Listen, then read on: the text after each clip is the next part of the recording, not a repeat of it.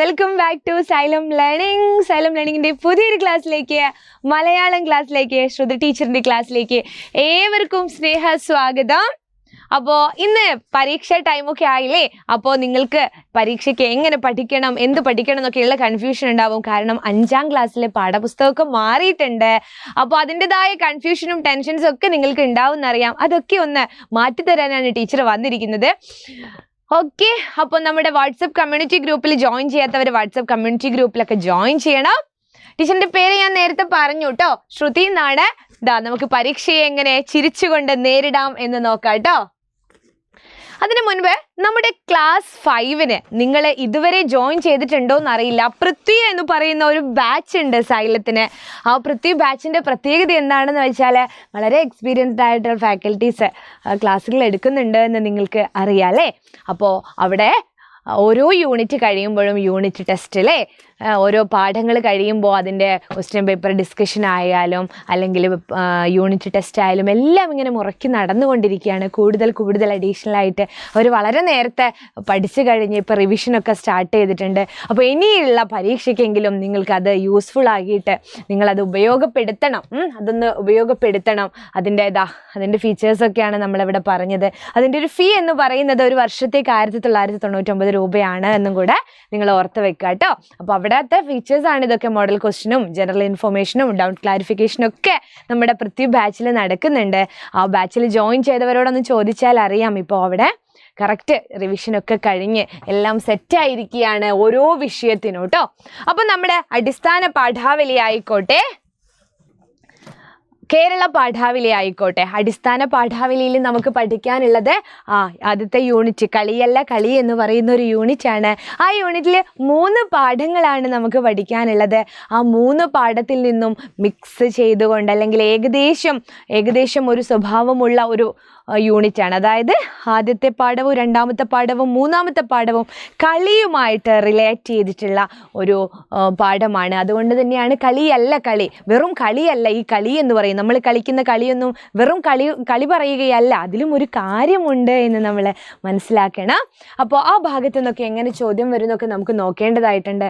ആദ്യത്തെ പാഠമായ ടോമോയിലെ കായികമേള, കാട്ടിലെ കളികൾ, പന്തു കളിക്കാൻ ഒരു പെൺകുട്ടി. അപ്പോൾ നിങ്ങൾക്ക് ആ പേര് കേൾക്കുമ്പോൾ തന്നെ അറിയാം, പേരിൽ ഏകദേശ സാമ്യം അതിനുണ്ട് അല്ലേ? കളിയുമായിട്ട് ടോമോ എന്ന് പറയുന്ന സ്കൂളിൽ വ്യത്യസ്തമായി നടത്തുന്ന കായികമേളയെക്കുറിച്ചാണ് 1ാമത്തെ പാഠം പറയുന്നതെങ്കിൽ, 1ാമത്തെ പാഠം എന്ന് പറയുമ്പോൾ നമ്മുടെ ടോമോയിലെ കായികമേള. 2ാമത്തെ പാഠത്തിൽ പറയുന്നത് നമ്മുടെ കണ്ണനും കൂട്ടുകാരും കാട്ടിൽ പോയിട്ട് അവിടെ നിന്നുള്ള പ്രത്യേക തരത്തിലുള്ള വളരെ ആനന്ദകരമായിട്ടുള്ള കളിയിൽ ഏർപ്പെടുന്നതും ആ കളിയും നമ്മൾ കളിക്കുന്ന കളിയും തമ്മിലുള്ള വ്യത്യാസങ്ങളൊക്കെ നമ്മളെ ലൈവ് ക്ലാസ്സുകളിലൊക്കെ ഡിസ്കസ് ചെയ്യുന്നുണ്ടായിരുന്നു അല്ലേ? പിന്നെ ഒരു പെൺകുട്ടിക്ക് പന്ത് കളിക്കാൻ, ഫുട്ബോൾ കളിക്കാൻ മോഹം തോന്നിയ കഥയെക്കുറിച്ചാണ് 3ാമത്തെ പാഠത്തിൽ പറയുന്നത്. ഇതൊക്കെ പാഠം മാറിയില്ലേ, പുസ്തകം മാറിയില്ലേ എന്നൊക്കെ നിങ്ങൾ ടെൻഷൻ അടിക്കുന്നുണ്ടാവും. കേരള പാഠാവലിയിലും ഇതുപോലെ മാറ്റങ്ങളുണ്ട് അല്ലേ? കേരള പാഠാവലിയിലും ഇതുപോലെ മാറ്റങ്ങളുണ്ട്. പാഠപുസ്തകം മാറിക്കോട്ടെ, പാഠങ്ങൾ മാറിക്കോട്ടെ അല്ലേ, അതിൻ്റെ ആശയങ്ങളെല്ലാം മാറിക്കോട്ടെ, പക്ഷേ നമുക്ക് സ്ഥിരമായിട്ട് പരീക്ഷകളിൽ ചോദിക്കുന്ന ചോദ്യങ്ങളാണ് ഈ പരീക്ഷകളിൽ എന്തെല്ലാം എന്ന് കോമൺ ആയിട്ടുള്ള കാര്യങ്ങൾ. പാഠഭാഗം നമ്മൾ അറിയണം, അതിൻ്റെ കൂടെ സ്ഥിരമായിട്ട് അതുമായിട്ട് കണക്ട് ചെയ്തുകൊണ്ട് നമുക്ക് വരാറുള്ള കാര്യങ്ങളാണ് പത്രവാർത്ത അല്ലേ? പത്രവാർത്ത തയ്യാറാക്കാൻ വരാറുണ്ട്. അതുപോലെ നോട്ടീസ് നമ്മൾ 2 പാഠത്തിനും നോട്ടീസ് തയ്യാറാക്കാനുണ്ട്. കാരണം ടോമോയിലെ കായികമേള നടക്കുന്നതിനെ പറ്റിയൊരു നോട്ടീസ്, പോസ്റ്ററൊക്കെ തയ്യാറാക്കാനുണ്ടാവും. അതുപോലെ നമ്മൾ അവസാനത്തെ പാഠവുമായിട്ട് ബന്ധപ്പെട്ട പന്ത് കളിക്കാൻ ഒരു പെൺകുട്ടി എന്ന് പറയുന്ന പാഠത്തിലും നോട്ടീസ് തയ്യാറാക്കാനായിട്ടുണ്ട്. ഉപന്യാസം എന്താണെന്ന് നിങ്ങൾക്കറിയാമോ? ഒരു വിഷയത്തെക്കുറിച്ച് കൂടുതലായിട്ടും എഴുതുക അല്ലേ? കൂടുതലായിട്ട് കാര്യങ്ങൾ സഹിതം, ഉദാഹരണങ്ങൾ സഹിതം, അതിന് പ്രത്യേകമായൊരു സ്ട്രക്ചറൊക്കെ ഉണ്ട്. അതൊക്കെ നമ്മൾ ലൈവ് ക്ലാസ്സുകളിലൊക്കെ ഡിസ്കസ് ചെയ്യുന്നതായിരിക്കും കേട്ടോ. ഉപന്യാസം എങ്ങനെയാണ് എഴുതുന്നത് നമുക്ക് പഠിക്കണം. പ്രസംഗം എഴുതാം അല്ലേ? പ്രസംഗം എഴുതാം. ഇപ്പോൾ പന്ത് കളിക്കാൻ ഒരു പെൺകുട്ടി എന്ന് പറയുന്ന പാഠഭാഗത്തിലെ ഒരു ഭാഗം എന്താണ്? ഇത് ആൺകുട്ടികളുടെ മാത്രം കുത്തകയല്ല എന്ന് അമ്മ പറയുന്ന ഒരു ഡയലോഗ് ഉണ്ട് അതിൽ. അതുമായിട്ട് ബന്ധപ്പെട്ട് നിങ്ങൾക്ക് പ്രസംഗം തയ്യാറാക്കാൻ വരും അല്ലെങ്കിൽ അതുമായിട്ട് കണക്ട് ചെയ്തിട്ടുള്ള ഈ ഒരു ലോകത്ത് അല്ലെങ്കിൽ ഈ ഇന്നത്തെ കാലത്ത് ആണുങ്ങളുടെ മാത്രം കുത്തകയല്ല ഒന്നും, സ്ത്രീകൾക്കും പെൺകുട്ടികൾക്കും എല്ലാറ്റിനും കഴിവുണ്ട് എന്ന് പറയുന്ന ഇത്തരം ചോദ്യങ്ങളൊക്കെയാണ് നമ്മൾ പ്രതീക്ഷിക്കേണ്ടത്. ഇങ്ങനെയൊക്കെയാണ് വരിക എന്നത്. അപ്പോൾ പ്രഭാഷണം എന്ന് സാധാരണ വരാറില്ല. അപ്പോൾ പ്രഭാഷണത്തെ നമ്മൾ ഒഴിവാക്കി നിർത്താം. പ്രസംഗം കൂടുതലായിട്ടും പറയുമ്പോഴാണ് അത് പ്രഭാഷണമാകുന്നത്. പ്രസംഗം നിങ്ങൾക്ക് ആ ഒരു സമയത്തിൻ്റെ ഉള്ളിൽ എഴുതി തീർക്കാൻ പറ്റുന്നതാണ് പ്രസംഗം. പിന്നെ നിവേദനം തയ്യാറാക്കാനുണ്ടാകും. അഭിമുഖ ചോദ്യാവലി സാധ്യതയില്ലേ? നമുക്ക് നിങ്ങളുടെ നാട്ടിലെ ഏതെങ്കിലും കായിക താരവുമായി അഭിമുഖം തയ്യാറാക്കാം, വരാം, സാധ്യതയുള്ള ചോദ്യമാണ്. അപ്പോൾ അവരുമായിട്ട് ചോദിക്കുന്ന ചോദ്യങ്ങളാണ് നമ്മൾ അഭിമുഖ ചോദ്യാവലിയായിട്ട് എഴുതേണ്ടത്. പോസ്റ്റർ തയ്യാറാക്കാം അല്ലേ? കായികമേളയെക്കുറിച്ചും കലാമേളയെക്കുറിച്ചും അതുമായിട്ട് ബന്ധപ്പെട്ട ചില പോസ്റ്ററുകൾ നിങ്ങൾക്ക് തയ്യാറാക്കാനുണ്ടാകും. ഡയറി കുറിപ്പ്, നമ്മൾ പഠിച്ച ഒരു കാര്യമുണ്ട്, മഞ്ഞക്കിളി എന്ന് പറയുന്ന ഒരു കായിക താരം അല്ലെ, കളിയല്ല പന്ത് കളിക്കാൻ ആഗ്രഹിക്കുന്ന ഒരു പെൺകുട്ടി വന്നപ്പോൾ നമ്മുടെ ഗ്രൗണ്ടിൽ നിന്നും അവളെ പറഞ്ഞയച്ചിട്ടുണ്ട്. അതിൽ മഞ്ഞക്കിളി എന്ന് പറയുന്ന ഒരു കുട്ടിയുണ്ട്, കളിയാക്കി വിളിക്കുന്നതാണ്. എന്നിട്ട് ആ കുട്ടി അന്ന് രാത്രി എഴുതുന്ന ഡയറി നമുക്ക് എഴുതാനുണ്ട്. ഒരു പക്ഷേ ആ ഡയറി ഒന്നും ആയിരിക്കില്ല വരുന്നത്.